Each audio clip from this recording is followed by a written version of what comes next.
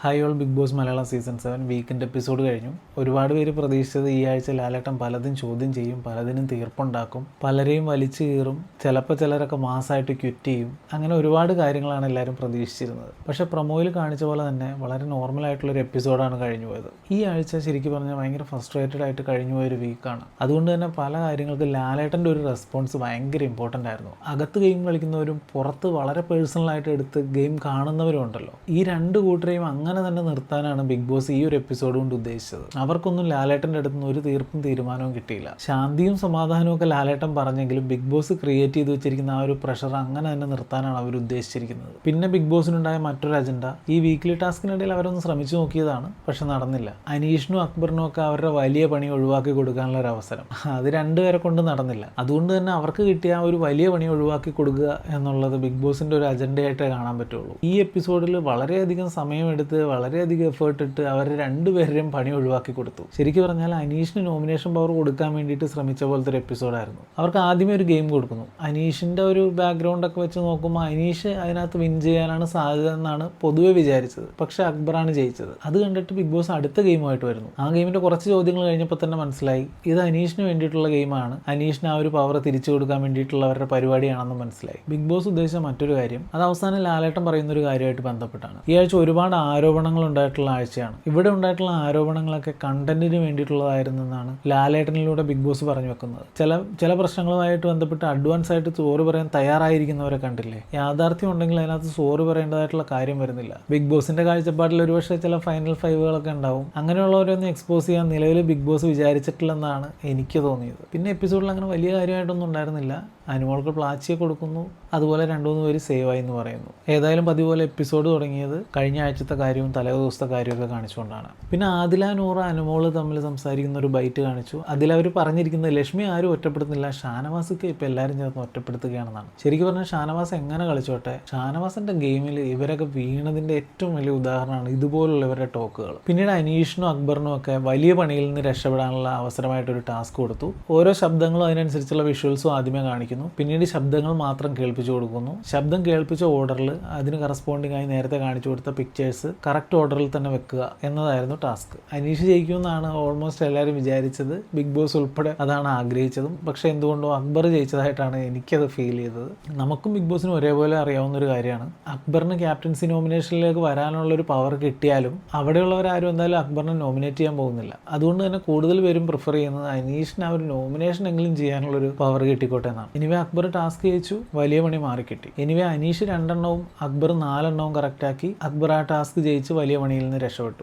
Big ബോസിന്റെ ആ ഒരു ഉദ്ദേശം നടക്കാത്തതുകൊണ്ട് തന്നെ അടുത്ത ടാസ്ക് ചോദ്യം ചോദിച്ച് ഉത്തരം പറയുക എന്നുള്ളതായിരുന്നു. ആ ചോദ്യങ്ങളൊക്കെ കേൾക്കുമ്പോൾ തന്നെ അറിയാൻ പറ്റും ആ ഒരു ടാസ്ക് അനീഷിന് വേണ്ടിയിട്ടുള്ളതാണ്. അത് മറ്റൊന്നും കൊണ്ടല്ല, പുള്ളി ചില ഷോകളിലൊക്കെ പങ്കെടുത്ത് അതിൽ ഇതുപോലുള്ള ഉത്തരങ്ങളൊക്കെ പറഞ്ഞ് വിജയിച്ചിട്ടുള്ള ഒരാളാണ്. അപ്പോൾ സ്വാഭാവികമായിട്ട് നമുക്ക് ആ ചോദ്യങ്ങളൊക്കെ കാണുമ്പോൾ അത് അനീഷിനുള്ളതെന്ന് മനസ്സിലാവും. മലയാളത്തിലെ ആദ്യത്തെ സിനിമ, ബിഗ് ബോസിന്റെ മ്യൂസിക് ചെയ്തത്, എഴുതിയത്, പാടിയത് ആരൊക്കെയാണെന്ന് ചോദിക്കുന്നു. അത് എഴുതിയത് സന്തോഷ് വർമ്മയാണെന്നുള്ളൊരു അറിവ് കിട്ടി. ഇത് അനീഷിന്റെ പവർ തിരിച്ചു കൊടുക്കാനുള്ളൊരു ടാസ്ക് ആണെന്ന് തോന്നാതിരിക്കാൻ വേണ്ടി കുറച്ച് കുസൃതി ചോദ്യങ്ങളും കൂടെ ആഡ് ചെയ്യാൻ ബിഗ് ബോസ് കാണിച്ചൊരു മനസ്സുണ്ടല്ലോ, അത് കാണാതെ പോകരുത്. പിന്നെ കുസൃതി ചോദ്യമായിട്ട് മരിക്കാതിരിക്കാൻ എന്ത് ചെയ്യണം, ലാ പോയാൽ കുഴപ്പമാകുന്ന അപ്പം ഏതാണ്, പട്ടാളത്തെ ഒഴിവാക്കിയ രാജ്യം ഏതാണ്, കേരളത്തിലെ ഏറ്റവും വലിയ ശുദ്ധജല തടാകം ഏതാണ്, കിങ് ഓഫ് ക്ലേ എന്നറിയപ്പെടുന്ന ടെന്നീസ് താരം ഏതാണ്, വംശനാശം സംഭവിച്ചുകൊണ്ടിരിക്കുന്ന വരയാടുകളെ സംരക്ഷിക്കുന്ന കേരളത്തിലെ സ്ഥലം എവിടെയാണ്, താജ്മഹൽ നിർമ്മിച്ചത് ആരാണ്, 2025 IPL ജയിച്ചത് ആരാണ്, തൃശ്ശൂർ നഗരത്തിന്റെ ശില്പി ആരാണ്, ഇതുപോലുള്ള ചോദ്യങ്ങളൊക്കെയാണ് ഉണ്ടായിരുന്നത്. ലാലേട്ടൻ തന്നെ പറയുന്നത് അനീഷാണ് ഏറ്റവും കൂടുതൽ ഉത്തരം പറഞ്ഞത്, അതുകൊണ്ട് ബിഗ് ബോസിനോട് പോലും ചോദിക്കാതെ ഞാൻ എൻ്റെ ഇഷ്ടപ്രകാരം ആ ഒരു വലിയ പണി അനീഷിൻ്റെ അടുത്ത് നിന്ന് മാറ്റുകയാണ്. എന്താല്ലേ. പിന്നെ വീക്കിലി ടാസ്കിനെ പറ്റി ചോദിക്കുന്നു, ആദിലയോടാണ് ചോദിക്കുന്നത്, ഉപ്പ് കൂടുതലിട്ടതിനെ പറ്റി പറയുന്നു, സാബുമോൻ്റെ സ്റ്റാച്ചുവിനെ പറ്റി സംസാരിക്കുന്നുണ്ട്. അനുമോൾ ഗസ്റ്റിനെ ഇടിക്കുകയും കടിക്കുകയും ഒക്കെ ചെയ്തത് ടാസ്കിൽ നിന്ന് വിട്ടുപോയ കാര്യമൊക്കെ പറഞ്ഞു. അവർ ചോദിച്ചപ്പോൾ എന്തുകൊണ്ട് ആ ഡോൾ എടുത്ത് കൊടുത്തു എന്നൊക്കെ ലാലേട്ടൻ ചോദിച്ചു. എന്നിട്ട് പുള്ളിക്കാരൻ പാവേനെ അണിയിച്ചൊരുക്കി വീണ്ടും കൊണ്ട് കൊടുത്തിട്ടുണ്ട് കേട്ടോ. പിന്നെ അനീഷിൻ്റെ കുത്തിയിരിപ്പിനെ പറ്റി ചോദിച്ചായിരുന്നു, ഷാനവാസിന്റെ നിസ്സഹകരണത്തെ പറ്റി ചോദിച്ചു, ഗസ്റ്റ് ബെഡ്ഷീറ്റ് വിരിച്ചിടാൻ പറഞ്ഞപ്പോൾ അതങ്ങ് ചെയ്താൽ പോരായിരുന്നു, ഒരു മിനിറ്റ് ഞാൻ ഡ്രസ്സ് ഇട്ടിട്ട് കഴിഞ്ഞിട്ട് വന്നിട്ട് ചെയ്യാമെന്ന് പറഞ്ഞ് ചെയ്താൽ മതിയായിരുന്നു,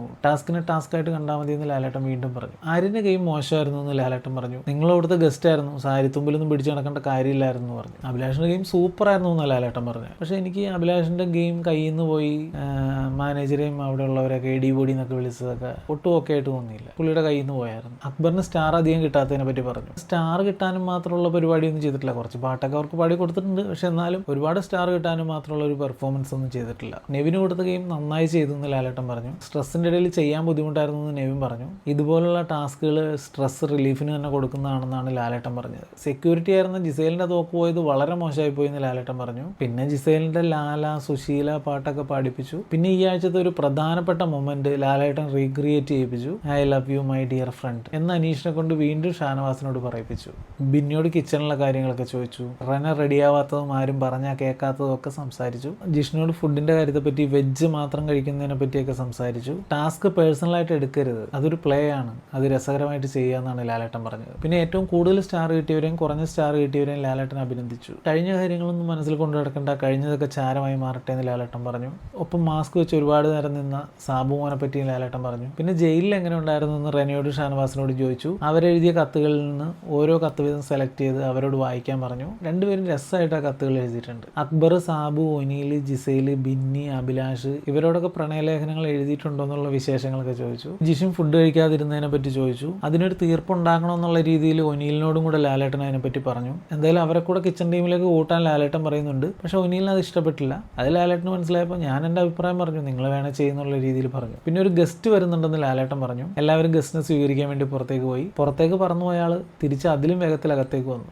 പ്ലാച്ചി തിരിച്ചു വന്നത് വെറും പ്ലാച്ചി ആയിട്ടല്ല, പ്ലാച്ചി 2.0. അതിനുശേഷം നോമിനേഷനിലുള്ളവരെയൊക്കെ വിളിച്ചു. ആദ്യം ബിന്നി സേവ്ഡായി, അതിനുശേഷം സേവ് ആയത് നെവിനാണ്, പിന്നീട് നൂറയും സേവ്ഡ് ആണെന്ന് പറഞ്ഞു. ആരോപണങ്ങൾ കണ്ടന്റാക്കി മാറ്റുന്ന ആ ഒരു കാർഡ് കീറുകയാണെന്നാണ് ലാലേട്ടൻ പറഞ്ഞത്. എനിക്കതിൽ നിന്ന് തോന്നിയത് ഷാനവാസ് പറഞ്ഞിരിക്കുന്ന ആരോപണങ്ങൾക്ക് യാതൊരുവിധ കഴമ്പൂല്ലെന്നാണ്. ഷാനവാസ് മറ്റുള്ളവരും ചേർന്ന് പറഞ്ഞതൊക്കെ കണ്ടന്റ് ആക്കാൻ വേണ്ടിയിട്ടുള്ള ആരോപണങ്ങൾ മാത്രമായിരുന്നു എന്ന് വേണം പറയാൻ. ഇത് മാത്രമല്ല, അവിടെ നടന്ന പല കാര്യങ്ങളും അങ്ങനെ തന്നെയാണെന്ന് വേണം മനസ്സിലാക്കാൻ. ഇതൊക്കെയാണ് എപ്പിസോഡിൽ നടന്ന കാര്യങ്ങൾ. ബാക്കിയുള്ള വിശേഷങ്ങൾ പിന്നീട് കാണാം. Thank you.